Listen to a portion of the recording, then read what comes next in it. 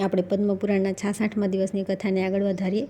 રોગ, મહાન ઉત્પાત, વિષ, મહાન ગ્રહ, ક્રૂર સ્વભાવવાળા ભૂત, ભયંકર ગ્રહ, પીડાઓ, હથિયારથી કપાઈના જખમ પર થનારા રોગ, શીતળ વગેરે ફોડલા અને શરીરની અંદર સ્થિત રહેનારા ગ્રહ હોય કે બધાને હે ત્રિભુવન રક્ષક, દુષ્ટ દાનવોના વિનાશક, મહાતેજસ્વી સુદર્શન, તમે નષ્ટ કરી નાખો, નષ્ટ કરી નાખો. મહાન તાવ, વાયુરોગ તથા ભયાનક મહાવિશેષને પણ તમે નષ્ટ કરી નાખો, નષ્ટ કરી નાખો. અસાધ્ય અમૂર શૂલ, વિષની જ્વાળા અને ગર્ધબ રોગ એ બધા શત્રુ છે. ઓમ હામ હામ હુમ હુમ આ બીજ મંત્ર સાથે તીક્ષ્ણ ધાર વાળી કોહાડીથી તમે આ શત્રુઓને મારી નાખો. બીજાઓનું દુઃખ દૂર કરવા માટે શરીર પર ધારણ કરનારા પરમેશ્વરને નમસ્કાર છે. આ સિવાય બીજા પણ પ્રાણીઓને પીડા આપનારા દુષ્ટ ગ્રહ અને રોગ હોય તે બધાને સૌના આત્મા એવા પરમાત્મા જનાર્દન દૂર કરો. હે વાસુદેવ, તમને નમસ્કાર છે. તમે કોઈ રૂપ ધારણ કરીને જ્વાળાઓના કારણે અત્યંત ભયાનક સુદર્શન ચક્ર ચલાવીને બધા દુષ્ટોનો નાશ કરી નાખો. હે દેવવર, હે અચ્યુત, તમે દુષ્ટોનો સંહાર કરો. હે મહાચક્ર સુદર્શન, હે ભગવાન ગોવિંદના શ્રેષ્ઠ આયુધ, તીક્ષ્ણ ધાર અને મહાન વેગવાન શસ્ત્ર, કરોડો સૂર્ય જેવું તેજ ધારણ કરનારા મહાજ્વાલામય સુદર્શન, ભયંકર અવાજથી સૌને ભયભીત કરનારા ચક્ર, તમે સમસ્ત દુઃખો અને સમસ્ત રાક્ષસોનો વિનાશ કરી નાખો, વિનાશ કરી નાખો. હે સુદર્શન દેવ, તમે પાપોનો નાશને આરોગ્ય પ્રદાન કરો. મહાત્મા ઋષિ પોતાની ગર્જનાઓથી પૂર્વ, પશ્ચિમ, દક્ષિણ અને ઉત્તર બધી બાજુ રક્ષા કરે. અનેક રૂપ ધારણ કરનારા ભગવાન જનાર્દન પૃથ્વી પર, આકાશમાં, પાછળ, આગળ તથા પાર્શ્વભાગમાં રક્ષા કરો. દેવતા, અસુર અને મનુષ્યો સહિત સંપૂર્ણ વિશ્વ શ્રી વિષ્ણુમય છે. હે યોગેશ્વર, વિષ્ણુનું જ બધા વેદોમાં ગાન થાય છે. આ સત્યના પ્રભાવથી આ રોગીનું સંપૂર્ણ દુઃખ દૂર થઈ જાય છે. સમસ્ત વેદાંગમાં પણ પરાત્મા વિષ્ણુનું જ ગાન કરવામાં આવે છે. આ સત્યના પ્રભાવથી વિશ્વાત્મા કેશવ અને સુખ આપે ભગવાન વસુદેવના શરીરથી પ્રગટ થયેલા કુશો દ્વારા મેં આ મનુષ્યનું માર્જન કર્યું છે. આનાથી શાંતિ થાવ, કલ્યાણ થાવ અને રોગીના દુઃખ નાશ થઈ જાય. જેણે ગોવિંદના અપાર્જનમાં સ્તોત્રથી માર્જન કર્યું છે તે પણ જોકે નારાયણનું સ્વરૂપ છે તો પણ બધા દુઃખોની શાંતિ શ્રીહરિના વચનથી થાય છે. શ્રી મધુસૂદનનું સ્મરણ કરવાથી સંપૂર્ણ દોષ, સમસ્ત ગ્રહ, બધી પ્રકારના વિષ અને બધા ભૂત શાંત થઈ જાય છે. હવે આ શ્રીહરિના વચન પ્રમાણે પૂર્ણ સ્વસ્થ થઈ જાય છે. શાંતિ હો, કલ્યાણ હો અને દુઃખો નષ્ટ પામે. ભગવાન ઋષિકેશના નામ કીર્તનના પ્રભાવથી સદા એના સ્વાસ્થ્યની રક્ષા થાય છે. જ્યાંથી આના શરીરમાં આવ્યા હોય તે ત્યાંથી ચાલ્યા છે. આ પરમ ઉત્તમ અપાર-માર્જન નામનો સ્તોત્ર છે. સમસ્ત પ્રાણીઓનું કલ્યાણ ચાહનારા શ્રી વિષ્ણુ ભક્ત પુરુષોએ રોગ અને પીડાના સમયે આનો પ્રયોગ કરવો જોઈએ. આનાથી સંપૂર્ણ દુઃખોનો પૂરેપૂરો નાશ થઈ જાય છે. આ સર્વ પાપોની શુદ્ધિનું સાધન છે. શ્રી વિષ્ણુના અપામાર્જન સ્તોત્રથી આદ્ર, શુક્લ, લઘુ, સ્થૂળ અને બ્રહ્મહત્યા વગેરે જેટલા પણ પાપ છે તે બધા તે પ્રમાણે નષ્ટ થઈ જાય છે. જેમ સૂર્યના દર્શનથી અંધકાર દૂર થઈ જાય છે તે જ પ્રમાણે સિંહના ભયથી હરણાઓ ભાગે છે તે જ પ્રમાણે આ સ્તોત્રથી બધા રોગ અને દોષ નષ્ટ થઈ જાય છે. એના શ્રવણ માત્રથી જ ગ્રહ, ભૂત અને પિશાચ વગેરેના નાશ થઈ જાય છે. લોભી માણસે પૈસા કમાવા માટે કદી આનો ઉપયોગ ન કરવો. અપમાર્જન સ્તોત્રનો ઉપયોગ કરીને કોઈની પાસેથી કંઈ પણ લેવું નહીં. એમાં આપણું હિત છે. આદિ, મધ્ય અને અંતનું જ્ઞાન ધરાવનારા શાંતચિત્ત શ્રી વિષ્ણુ ભક્તોએ નિસ્વાર્થ ભાવે આ સ્તોત્રનો પ્રયોગ કરવો ઉચિત છે. અન્યથા આ સિદ્ધિદાયક થતું નથી. ભગવાન વિષ્ણુનું જે અપમાર્જન સ્તોત્ર છે તે મનુષ્યને માટે અનુપમ સિદ્ધિ છે, રક્ષાનું પરમ સાધન છે, તેને સર્વોત્તમ ઔષધિ છે. પૂર્વકાળમાં બ્રહ્માજીએ પોતાના પુત્ર પુલસ્ત્ય મુનિને આનો ઉપદેશ કર્યો હતો. પછી પુલસ્ત્ય મુનિએ દાલભ્યને કહ્યું કે દાલભ્યે સમસ્ત પ્રાણીઓનું હિત કરવા માટે આને સંસારમાં પ્રકાશિત કર્યું. ત્યારથી વિષ્ણુનું આ અપમાર્જન સ્તોત્ર ત્રણેય લોકમાં વ્યાપ્ત થઈ ગયું. આ બધો પ્રસંગ ભક્તિપૂર્વક શ્રવણ કરવાથી મનુષ્ય પોતાના રોગ અને દોષોનો નાશ કરે છે.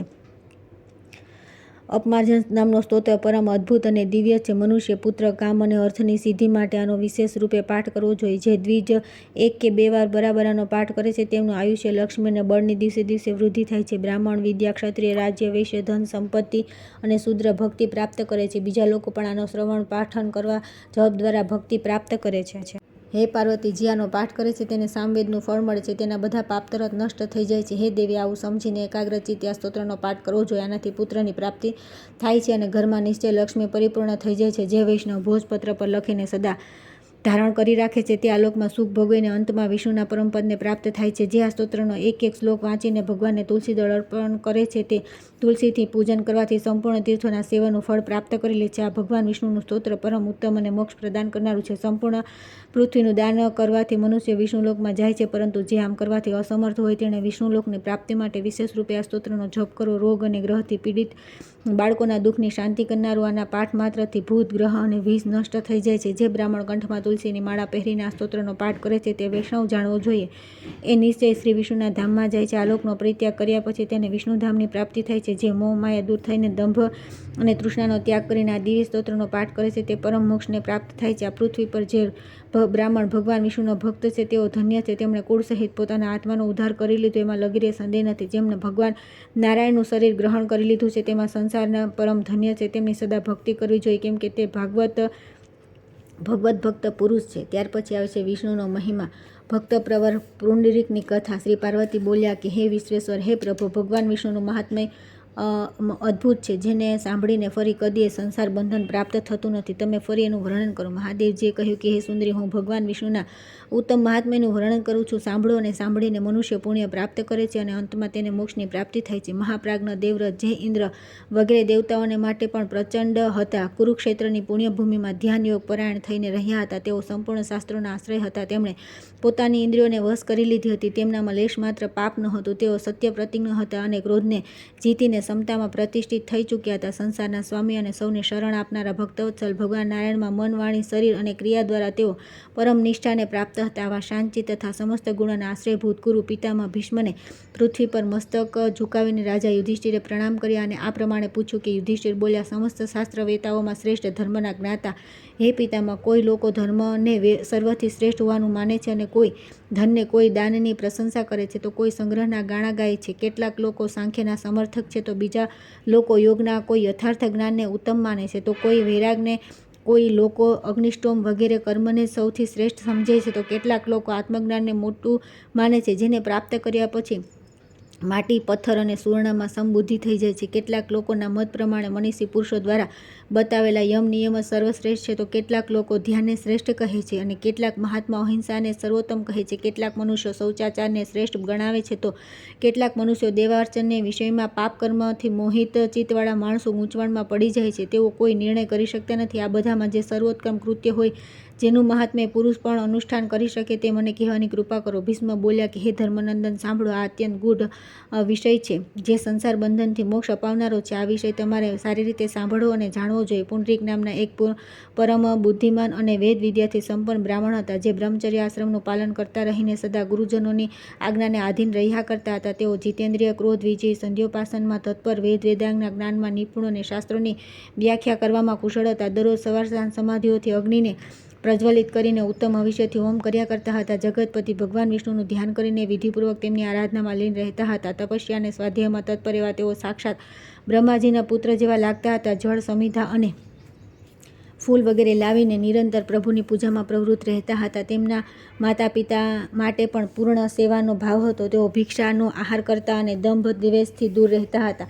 બ્રહ્મ વિદ્યાનો સ્વાધ્યાય કરતા અને પ્રાણાયામના અભ્યાસમાં સંલગ્ન રહેતા હતા. તેમના હૃદયમાં દરેકના માટે આત્મભાવ હતો. સંસાર તરફથી તેઓ નિવૃત્ત થઈ ગયા હતા. એકવાર તેમના મનમાં સંસાર સાગરથી તરવાવાળો વિચાર ઉત્પન્ન થઈ ગયો તો તેઓ માતા પિતા, ભાઈ, સુહદ, મિત્ર, સખા, સંબંધી, બંધુ બાંધવ, વંશ પરંપરાથી પ્રાપ્ત તથા ધનધાન્યથી પરિપૂર્ણ ઘર, અઢળક ઉપજ આપતા કિંમતી ખેતરો તથા તેમની તૃષ્ણા છોડીને મહાન ધૈર્ય સંપન્ન અને પરમ સુખી થઈને પેદલ જ પૃથ્વી પર વિચરવા લાગ્યા. આ યુવાની, રૂપ, આયુ અને ધનનો સંગ્રહ બધું અનિત્ય છે એવું વિચારીને તેમનું મન ત્રણેય લોકમાંથી વિરક્ત થઈ ગયું. હે પાંડુનંદન, મહાયોગી પુંડરીક પૂર્ણાક્ત માર્ગે સમસ્ત તીર્થોમાં વિચરવા લાગ્યા. એક સમયે ધીર તપસ્વી મહાભાગ પુંડરીક પોતાના પૂર્વકર્મોને આધીન થઈને ફરતા ફરતા શાલિગ્રામ તીર્થમાં જઈ પહોંચ્યા, જે તપસ્વી મુનિઓ દ્વારા સેવિત હતું. તે પરમ પુણ્યમય ક્ષેત્રમાં સરસ્વતી નદીના દેવહત નામના તીર્થમાં સ્નાન કરીને ઉત્તમ વ્રતનું પાલન કરનારા મહાબુદ્ધિમાન બ્રાહ્મણ ત્યાંના જાતિસ્મરી ચક્રકુંડ, ચક્રી નદી સાથે સંબંધ રાખવાવાળા અન્ય કુંડ તથા અન્ય તીર્થોમાં પણ ફરકવા લાગી. તીર્થ સેવાનું તેમનું અંતઃકરણ અત્યંત શુદ્ધ થઈ ચૂક્યું હતું.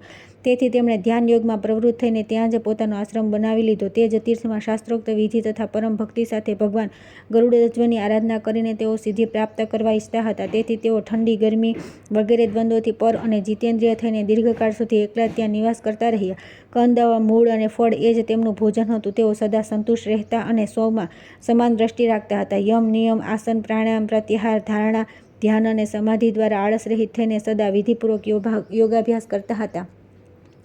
તેમના બધા પાપ દૂર થઈ ચૂક્યા હતા. તેઓ વૈદિક, તાંત્રિક અને પૌરાણિક મંત્રોથી સર્વેશ્વર ભગવાન વિષ્ણુની આરાધના કરતા હતા. તેથી તેમને સંપૂર્ણ શુદ્ધ પ્રાપ્ત કરી લીધી હતી. રાગ દ્વેષથી મુક્ત થઈને મૂર્તિમાન સ્વધર્મની જેમ ચિત્તવૃત્તિઓને ભગવાનમાં જોડી તેઓ નિરંતર તેમની આરાધના કરતા હતા. ત્યારબાદ કોઈ સમયે પરમાર્થ તત્વના જ્ઞાતા સૂર્ય જેવા મહાતેજસ્વી, વિષ્ણુ ભક્તિથી પરિપૂર્ણ, હૃદયવાળા તથા વૈષ્ણવના હિતમાં તત્પર રહેવાવાળા દેવર્ષિ નારદ તપોનિધિ પુંડરીકની પાસે આવ્યા. નારદજીએ આવેલા જોઈને પુંડરીક પ્રસન્નચિત્તે ઊભા થયા અને હાથ જોડીને તેમને પ્રણામ કર્યા. ત્યાર પછી વિધિપૂર્વક અર્ઘ્ય આપી તેમણે ફરીથી નારદજીને મસ્તક નમાવી પ્રણામ કર્યા. પછી મનમાં જ વિચાર કર્યો કે આ અદ્ભુત આકાર અને મનોહર વેશ ધારણ કરનારા તેજસ્વી પુરુષ કોણ છે? એમના હાથમાં વીણા છે તથા મુખ પર પ્રસન્નતા છવાઈ રહી છે. આવું વિચારતા રહીને તેઓ તે પરમ તેજસ્વી નારદજીને બોલ્યા કે મહાદ્યુતે તમે કોણ છો? હે ભગવાન, આ પૃથ્વી પર તમારા દર્શન તો પ્રાય દુર્લભ જ છે. મારા માટે જે આજ્ઞા હોય તે કહેવાની કૃપા કરો. નારદજીએ કહ્યું કે હે બ્રહ્મન, હું નારદ છું. તમને મળવાની ઉત્કંઠાથી અહીં આવ્યો છું. હે દ્વિજ શ્રેષ્ઠ, ભગવાનનો ભક્ત જો ચાંડાળ હોય તો પણ તે સ્મરણ, વાર્તાલાપ અને પૂજન કરવાથી બધાને પવિત્ર કરી દે છે. જે પોતાના હાથોમાં સાંગ નામનું ધનુષ્ય, પંચજન્ય, શંખ, સુદર્શન ચક્ર અને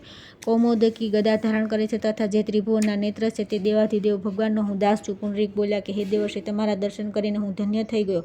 દેવતાઓને માટે પણ પરમ પૂજનીય બની ગયો. મારા માતા પિતા કૃતાર્થ થઈ ગયા અને આજે મને જન્મ લેવાનું ફળ મળી ગયું. હે નારદજી, હું તમારો ભક્ત છું. મારા પર અનુગ્રહ કરો.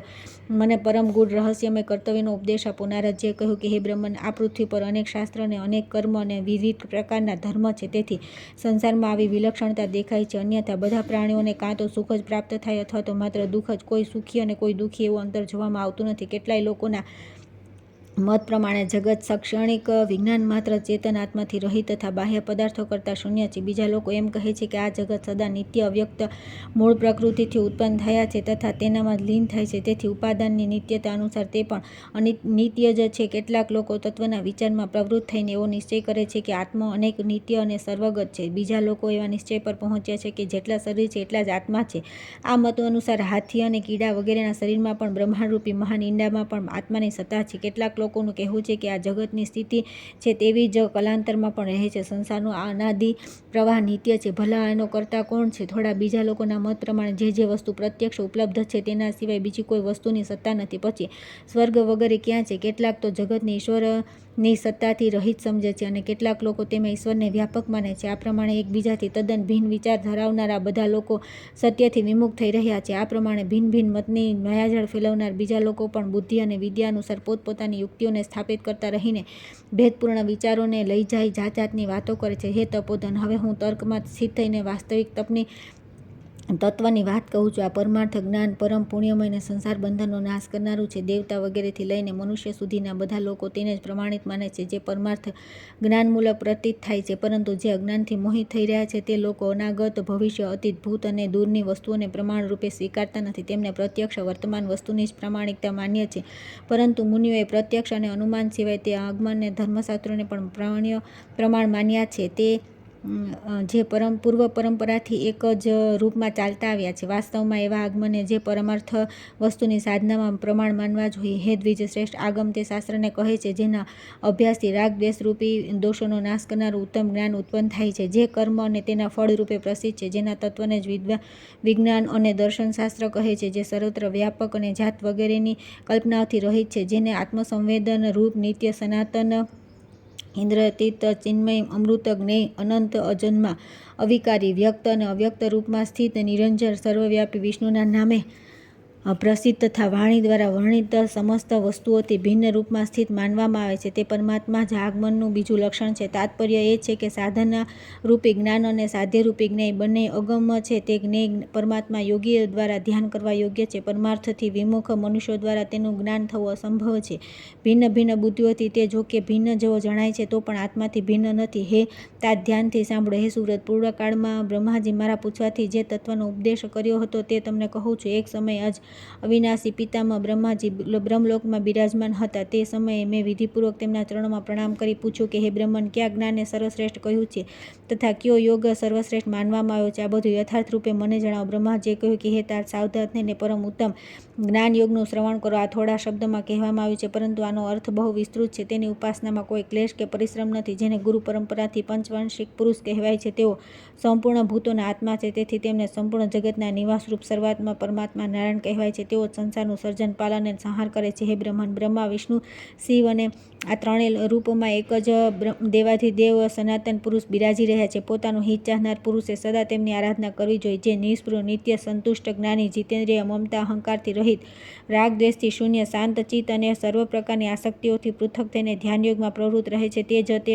અક્ષર જગદીશોનો અનુભવ કરે છે અને પ્રાપ્ત કરે છે. જે લોકો ભગવાન નારાયણનું શરણ લઈ ચૂક્યા છે તથા જેમના મન પ્રાણ તેમનામાં ચિંતનમાં લાગ્યા રહે છે તેઓ જ્ઞાન દ્રષ્ટિથી સંસારની વર્તમાન અવસ્થાને, કાલાંતરમાં થનારી અવસ્થાને, ભૂત ભવિષ્ય વર્તમાનને, સ્થૂળ અને સૂક્ષ્મને તથા અન્ય જ્ઞાતવ્ય વાતોને યથાર્થરૂપ જોઈ શકે છે. આનાથી વિપરીત જેમની બુદ્ધિ મંદ અને અંતઃકરણ દૂષિત છે તથા જેમનો સ્વભાવ કૃતક અને જ્ઞાનથી દુષ્ટ થઈ રહ્યો છે તેવા લોકોને બધું જ અવળું દેખાય છે.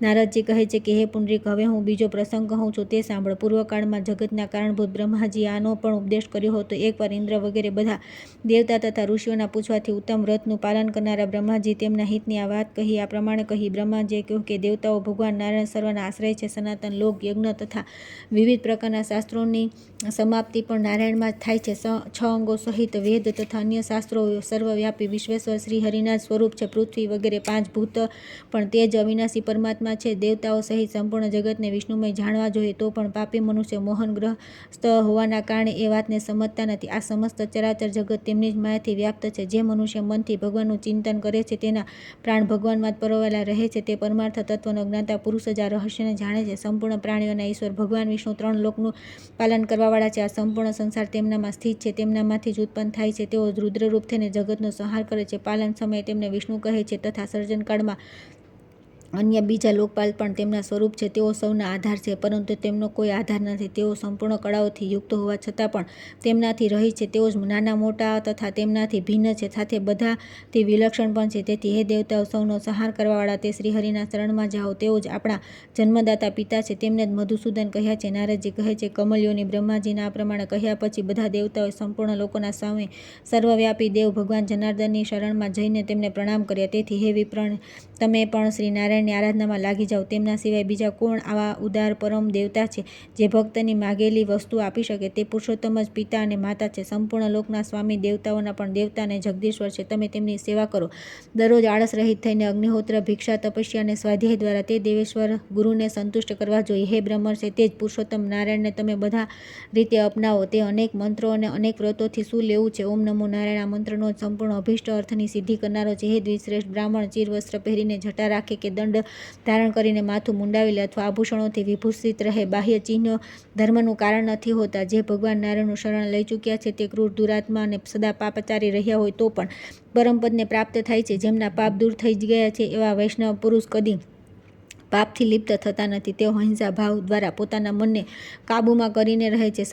ક્ષત્રબંધુ નામના એક રાજા જે સદા પ્રાણીઓની હિંસામાં જ લાગેલા રહેતા હતા, ભગવાન કેશવનું શરણ લઈને વિષ્ણુના પરમધામને પ્રાપ્ત કરી લીધું. મહાન ધૈર્યશાળી રાજા અમરીશે અત્યંત કઠોર તપસ્યા કરી હતી અને ભગવાન પુરુષોત્તમની આરાધના કરીને તેમનો સાક્ષાત્કાર કર્યો હતો. રાજાઓના પણ રાજા મિત્રાસન મોટા તત્વજ્ઞાની હતા. તેમણે પણ ભગવાન ઋષિકેશની આરાધના કરીને તેમના વૈકુંઠધામને પ્રાપ્ત કર્યું હતું. તેમના સિવાય ઘણા બ્રહ્મર્ષિઓ પણ જે તીક્ષ્ણ વ્રતોનું પાલન કરનારા અને સાંચિત હતા, તેઓ પરમાત્મા વિષ્ણુનું ધ્યાન કરીને પરમ સિદ્ધિને પ્રાપ્ત થયા. પૂર્વકાળમાં પરમ આહ્લાદથી ભરેલા પ્રહલાદ પણ સંપૂર્ણ જીવોના આશ્રયભૂત શ્રીહરિનું સેવન, પૂજન અને ધ્યાન કરતા હતા. તેથી ભગવાન જ તેમની સંકટોથી રક્ષા કરી. પરમ ધર્માત્મા અને તેજસ્વી રાજા ભરતે પણ દીર્ઘકાળ સુધી આ શ્રી વિષ્ણુની ભગવાનની ઉપાસના કરીને પરમ મોક્ષ પ્રાપ્ત કરી લીધો હતો. બ્રહ્મચારી, ગૃહસ્થ, વાનપ્રસ્થ અથવા સંન્યાસી કોઈ પણ કેમ ન હોય, ભગવાન કેશવની આરાધના કર્યા સિવાય પરમ ગતિને પ્રાપ્ત થઈ શકતો નથી. હજારો જન્મ લીધા બાદ જેની આવી બુદ્ધિ હોય છે કે હું ભગવાન વિષ્ણુના ભક્તોનો દાસ છું, તે સમસ્ત પુરુષાર્થના સાધક છે, તે પુરુષ પણ નિસંદેહ વિષ્ણુધામમાં જાય છે. પછી તે કઠોર વ્રતનું પાલન કરવાવાળા પુરુષ ભગવાન વિષ્ણુમાં જ મન પ્રાણ લગાવી રાખે છે. તેમની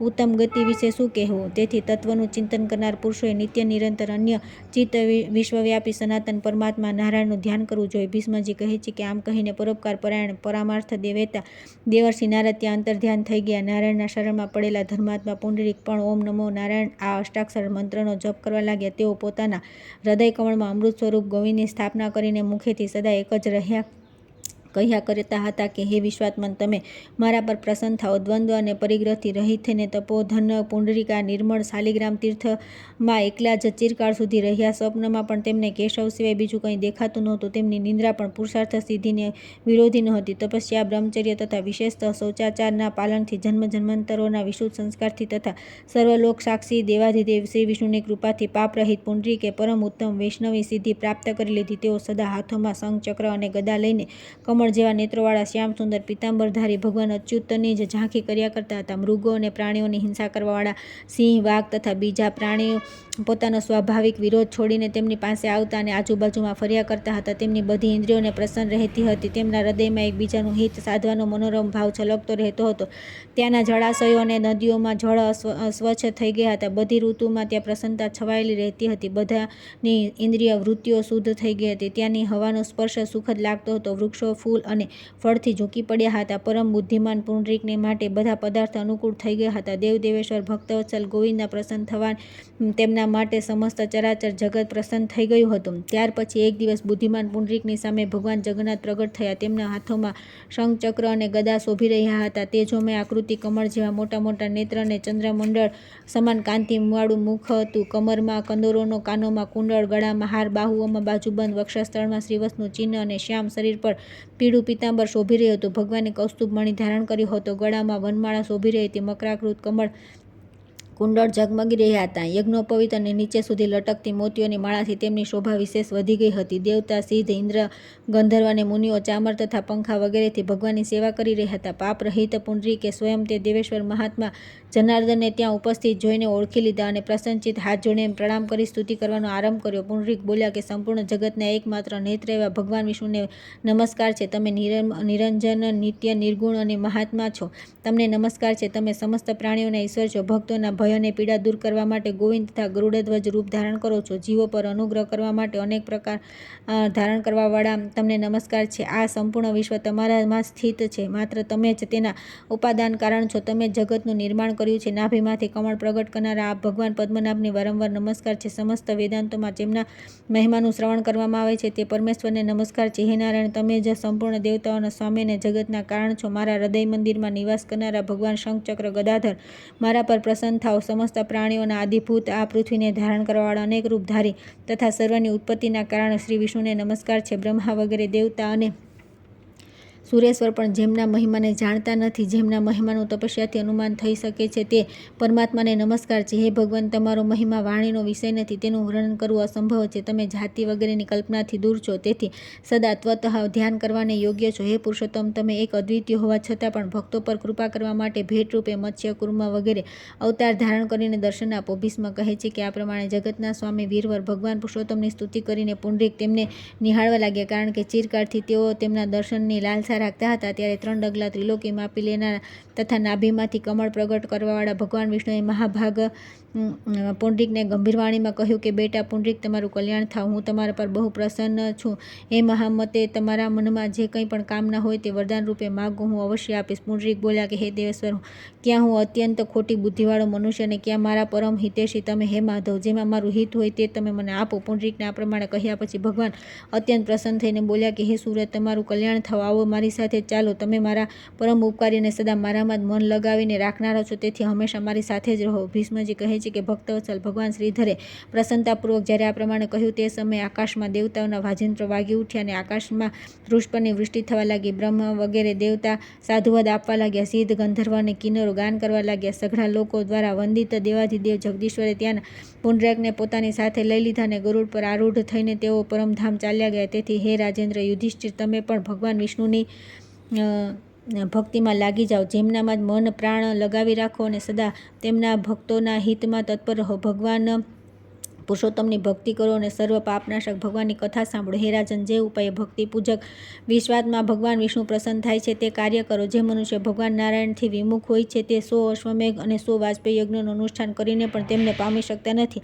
જેણે એકવાર પણ હરિ એવા 2 અક્ષરનું ઉચ્ચારણ કરી લીધું તેણે મોક્ષ માટે માનો કમર કસી લીધી. જેના હૃદય નીલકમળ સમાન શ્યામ સુંદર ભગવાન જનાર્દન બિરાજમાન છે તેમને લાભ છે, તેમનો જ વિજય છે. તેમનો પરાજય થાય જ કઈ રીતે? એકાગ્ર ચિત્તે દરરોજ આ મહાત્મ્યનું ધ્યાનથી વાંચે છે કે સાંભળે છે તે બધા પાપોથી મુક્ત થઈને ભગવાન વિષ્ણુના ધામમાં જાય છે. ત્યાર પછી આવે છે શ્રી ગંગાજીનો મહિમા, વૈષ્ણવ પુરુષોના લક્ષણ તથા વિષ્ણુ પ્રતિમાનું પૂજનનું મહાત્મ્ય. પાર્વતીજી બોલ્યા કે હે મહામતે, ગંગાજીના મહાત્મ્યનું ફરી વર્ણન કરો, જેને સાંભળીને બધા મુનિઓ સંસાર તરફથી વિરક્ત થઈ જાય. મહાદેવજીએ કહ્યું કે દેવી બુદ્ધિમાં બૃહસ્પતિ અને પરાક્રમમાં ઇન્દ્ર જેવા ભીષ્મજી જ્યારે બાણશયા પર શયન કરી રહ્યા હતા તે સમયે તેમની પાસે અત્રિ, વશિષ્ઠ, ભૃગુ, પુલસ્ત્ય, પુલ, ક્રતુ, અગિરા, ગૌતમ, અગસ્ત્ય અને સુમતિ વગેરે ઋષિઓ આવ્યા. તે સમયે ધર્મપુત્ર યુધિષ્ઠિર પોતાના ભાઈઓ સાથે ત્યાં મોજૂદ હતા. તેમણે તે પરમ તેજસ્વી તપસ્વી જગત પૂજ્ય ઋષિઓને પ્રણામ કરી વિધિપૂર્વક તેમનું પૂજન કર્યું. પૂજા ગ્રહણ કરીને તે તપોધન મહાત્મા જ્યારે સુખપૂર્વક આસન પર બેસી ગયા ત્યારે યુધિષ્ઠિરે ભીષ્મજીને પ્રણામ કરી આ પ્રમાણે પૂછ્યું કે હે પિતામહ, ધર્માર્થી પુરુષોને માટે નિત્ય સેવન કરવા યોગ્ય પરમ પુણ્યશાળી દેશ, પર્વત અને આશ્રમ ક્યાં ક્યાં છે? ભીષ્મજીએ કહ્યું કે હે યુધિષ્ઠિર, આ વિષયમાં એક પ્રાચીન ઇતિહાસ કહેવામાં આવે છે, જેમાં શીલ અને ઉચ્છ્વસિત દ્વારા નિર્વાહ કરનારા બ્રાહ્મણોને કોઈ સિદ્ધ પુરુષની સાથે થયેલા સંવાદનું વર્ણન છે. કોઈ સિદ્ધ પુરુષ સંપૂર્ણ પૃથ્વીની પરિક્રમા કરીને કોઈ ઉચ્છત્રી વૃત્તિવાળા મહાત્માના ઘરે ગયા. તેઓ આત્મવિદ્યાના તત્વજ્ઞ, સદા પોતાની ઇન્દ્રિયોને વશમાં રાખનારા, રાગ દ્વેષ રહિત, જ્ઞાન કર્મમાં કુશળ, વૈષ્ણવોમાં શ્રેષ્ઠ, વૈષ્ણવ ધર્મના પાલનમાં તત્પર, વૈષ્ણવોની નિંદાથી દૂર રહેવાવાળા, યોગાભ્યાસી, ત્રિકાળ પૂજાના તત્વજ્ઞ, વેદ વિદ્યામાં નિપુણ, ધર્માધર્મનો વિચાર કરવાવાળા, નિત્ય નિયમપૂર્વક વેદપાઠ કરવાવાળા અને સદા અતિથિ પૂજામાં તત્પર રહેનારા હતા. સિદ્ધ પુરુષોને આવેલા જોઈને ગૃહસ્થે તેમનો વિધિપૂર્વક આતિથ્ય સત્કાર કર્યો. ત્યાર પછી તેમણે પૂછ્યું કે હે દ્વિજવર, ક્યાં ક્યાં દેશ, પર્વત અને આશ્રમ પવિત્ર છે અને પ્રેમપૂર્વક કહેવાની કૃપા કરો. સિદ્ધ પુરુષે કહ્યું કે હે બ્રહ્મણ, જેમની વચ્ચે નદીઓમાં શ્રેષ્ઠ ત્રિપદ ગંગાજી તથા વહેતા રહે છે, તે જ દેશ, તે જ પર્વત અને તે જ આશ્રમ પરમ પવિત્ર છે. ગંગાજીનું સેવન કરીને જે ગતિને પ્રાપ્ત કરે છે તેને તપસ્યા, બ્રહ્મચર્ય, યજ્ઞ અથવા ત્યાગથી પણ પામી શકાતા નથી. પોતાના મનને સંયમમાં રાખનાર પુરુષોને ગંગાજીના જળમાં સ્નાન કરવાથી જે સંતોષ થાય છે તે સૌ યજ્ઞોના અનુષ્ઠાનથી પણ થતો નથી. જેમ સૂર્ય ઉદયકાળના તીવ્ર અંધકારનો નાશ કરીને તેથી પ્રકાશિત થઈ જાય છે, તે જ પ્રમાણે ગંગાજીના જળમાં ડૂબકી મારનાર મનુષ્ય પાપોનો નાશ કરીને પુણ્યથી પ્રકાશિત થવા લાગે છે. હે વિપ્ર, જેમ અગ્નિનો સ્પર્શ થતાં રૂનો ઢગલો બળી જાય છે, તે જ પ્રમાણે ગંગા સ્નાનના મનુષ્ય તમામ પાપો નષ્ટ કરી દે છે. જે મનુષ્ય સૂર્યના કિરણોથી તપેલા ગંગાજળનું પાન કરે છે તે બધા રોગોથી મુક્ત થઈ જાય છે. જે પુરુષ એક પગ પર ઊભા રહીને 1000 ચાંદ્રાયણ વ્રતનો અનુષ્ઠાન કરે છે અને જે ગંગાજીના જળમાં ડૂબકી મારે છે, આ બંનેમાં ડૂબકી મારનાર મનુષ્ય શ્રેષ્ઠ છે. જે 10,000 વર્ષો સુધી ઊંધા માથે લટકતો રહે છે તેના કરતાં પણ તે જ મનુષ્ય શ્રેષ્ઠ છે જે 1 મહિનો પણ ગંગાજળનું સેવન કરી લે છે. હે નર શ્રેષ્ઠ, ગંગાજીમાં સ્નાન કરીને મનુષ્ય દેહ ત્યાગ પછી તરત વૈકુંઠમાં જાય છે. જે 100 યોજન દૂરથી પણ ગંગા સ્નાનનું ઉચ્ચારણ કરે છે તે બધા પાપોથી મુક્ત થઈને વિષ્ણુલોકમાં ચાલ્યો જાય છે. બ્રહ્મહત્યા, ગૌઘાતી, શરાબી અને બાળહત્યા કરનાર મનુષ્ય પણ ગંગાજીમાં સ્નાન કરીને બધા પાપોથી છૂટી જાય છે અને તત્કાળ દેવલોકમાં ચાલ્યો જાય છે. માધવ અને અક્ષયવટના દર્શન અને ત્રિવેણીમાં સ્નાન કરનાર પુરુષ વૈકુંઠમાં જાય છે. જેમ સૂર્ય ઉદય થતાં અંધકારનો નાશ થઈ જાય છે, તે જ પ્રમાણે ગંગામાં સ્નાન કરવા માત્રથી મનુષ્યના સર્વ પાપ નાશ પામે છે. ગંગા દ્વારા કુશાવર્ત, બિલ્વક, નીલ પર્વત તથા કનખલ તીર્થમાં સ્નાન કરવાથી મનુષ્યનો પુનર્જન્મ થતો નથી. ભીષ્મજી કહે છે કે આવું સમજીને મનુષ્ય વારંવાર ગંગા સ્નાન કરવું જોઈએ. હે રાજન, જ્યાં સ્નાન કરવા માત્રથી મનુષ્ય પાપથી મુક્ત થઈ જાય છે. જેમ દેવતાઓમાં વિષ્ણુ, યજ્ઞોમાં અશ્વમેઘ અને બધા વૃક્ષોમાં પીપળો શ્રેષ્ઠ છે, તે જ પ્રમાણે નદીઓમાં ભાગીરથી ગંગા સદા શ્રેષ્ઠ માનવામાં આવે છે. પાર્વતીએ પૂછ્યું કે હે વિશ્વેશ્વર, વૈષ્ણવોના લક્ષણ કેવા હોય છે તથા તેમનો મહિમા કેવો હોય છે? હે પ્રભુ, આ મને કહેવાની કૃપા કરો. મહાદેવજી બોલ્યા કે હે દેવી, ભક્ત પુરુષ ભગવાન વિષ્ણુનો જ છે, તેથી તેને વૈષ્ણવ કહે છે. જે શૌચ, સત્ય અને ક્ષમાથી યુક્ત હોય, રાગ દ્વેષથી દૂર રહેતો હોય, વેદ વિદ્યાના વિચારનો જ્ઞાતા હોય, નિત્ય અગ્નિહોત્ર અને અતિથિઓનો સત્કાર કરતો હોય તથા માતા પિતાનો ભક્ત હોય, તે વૈષ્ણવ કહેવાય છે. જે કંઠમાં માળા ધારણ કરીને મુખેથી સદા શ્રી રામનું ઉચ્ચારણ કરે છે, ભક્તિપૂર્વક ભગવાનની લીલાઓનું ગાન કરે છે, પુરાણોના સ્વાધ્યાયમાં લાગ્યો રહે છે અને સદા યજ્ઞ કર્યા કરે છે, તે મનુષ્યને વૈષ્ણવ જાણવો જોઈએ. તે બધા ધર્મોમાં સન્માનિત થાય છે. જે પાપાચારી લોકો આ વૈષ્ણવોની નિંદા કરે છે તેઓ મર્યા પછી વારંવાર નીચ યોનિમાં પડે છે. જે દ્વિજ ધાતુ અથવા માટીની બનેલી ચતુર્ભુજ શોભામય ગોપાલની મૂર્તિનું સદા પૂજન કરે છે તેઓ પુણ્યના ભાગી છે. જે બ્રાહ્મણ પથ્થરની બનેલી પરમ સુંદર રૂપાળી શ્રીકૃષ્ણની પ્રતિમાની પૂજા કરે છે તે પુણ્ય સ્વરૂપ છે.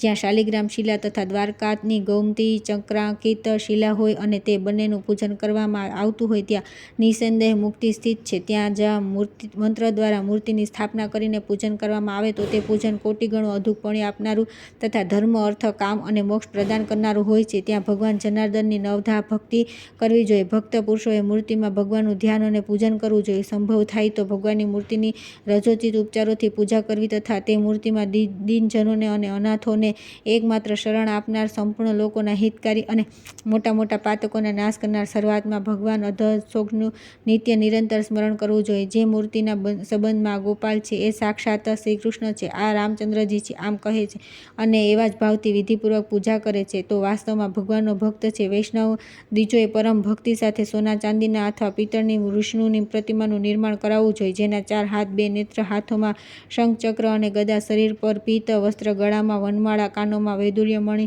કુંડળ, મસ્તક પર મુગટ અને વક્ષસ્થળમાં કૌસ્તુભમણીનો દિવ્ય પ્રકાશ હોય. પ્રતિમા ભારે અને શોભા સંપન્ન હોવી જોઈએ. પછી વેદશાસ્ત્રના મંત્રો દ્વારા વિશેષ સમારોહની પૂર્વક તેની સ્થાપના કરાવીને પછી શાસ્ત્ર અનુસાર ષોડશોપચારના મંત્રો વગેરે દ્વારા વિધિપૂર્વક તેની પૂજા કરવી જોઈએ. જગતના સ્વામી ભગવાન વિષ્ણુની પૂજા કરવાથી સંપૂર્ણ દેવતાઓની પૂજા થઈ જાય છે. તેથી આ પ્રમાણે આદિ અંત રહિત શંખ, ચક્ર અને ગદા ધારણ કરનારા ભગવાન શ્રી હરિનું પૂજન કરવું જોઈએ. તે સર્વેશ્વર પુણ્ય સ્વરૂપ છે. વૈષ્ણવોને બધું જ આપે છે. ભગવાન શિવની પૂજા નથી કરતો અને વિષ્ણુની નિંદા કરે છે તે અવશ્ય રૌરવ નરકમાં પડે છે. હું જ વિષ્ણુ અને હું જ પિતામહ બ્રહ્મા છું. હું બધા ભૂતોમાં નિવાસ કરું છું. ત્યાર પછી આવે છે ચૈત્ર અને વૈશાખ માસના ઉત્સવોનું વર્ણન. વૈશાખ, જેઠ અને અષાઢ માસમાં જલસ્થ શ્રીહરિના પૂજનનું મહત્વ. પાર્વતીજી બોલ્યા કે હે મહેશ્વર, બધા મહિનાઓમાં વિધિનું વર્ણન કરો. દરેક મહિનામાં કયા કયા મહોત્સવ કરવા જોઈએ અને તે માટેની ઉત્તમ વિધિ શું? હે સુરેશ્વર, કયા મહિનામાં દેવતા ક્યાં છે, કોની પૂજા કરવી જોઈએ, તે પૂજાનો મહિમા શું છે, તે કઈ તિથિએ કરવી જોઈએ? મહાદેવજી બોલ્યા કે હે દેવી, હું દરેક મહિનાની વિધિ કહું છું. પહેલા ચૈત્ર માસના શુક્લ પક્ષમાં ખાસ કરીને એકાદશી તિથિએ ભગવાનને ઝૂલા પર બેસાડીને ઝૂલાવા જોઈએ. આ ડોલારોહણ ઉત્સવ બહુ ભક્તિ સાથે અને વિધિપૂર્વક ઉજવવો જોઈએ. હે પાર્વતી, જે લોકો કળિયુગમાં પોપોને હરી લેનાર ભગવાન શ્રીકૃષ્ણને ઝૂલા પર બિરાજેલા જુએ છે, તે સ્વરૂપમાં તેમના દર્શન કરે છે, તે હજારો અપરાધોથી મુક્ત થઈ જાય છે. કરોડો જન્મોના કરેલા પાપ ત્યાં સુધી રહે છે જ્યાં સુધી મનુષ્ય વિશ્વના સ્વામી ભગવાન જગન્નાથને ઝૂલા પર બેસાડીને તેમને પોતાના હાથે ઝૂલાવતા નથી. જે લોકો કળિયુગમાં ઝૂલા પર બેઠેલા જનાર્દનના દર્શન કરે છે, તેઓ ગોહત્યારા હોય તો પણ મુક્ત થઈ જાય છે. પછી બીજા લોકોની વાત જ ક્યાં. આગળની કથા આપણે આવતીકાલે કરીશું.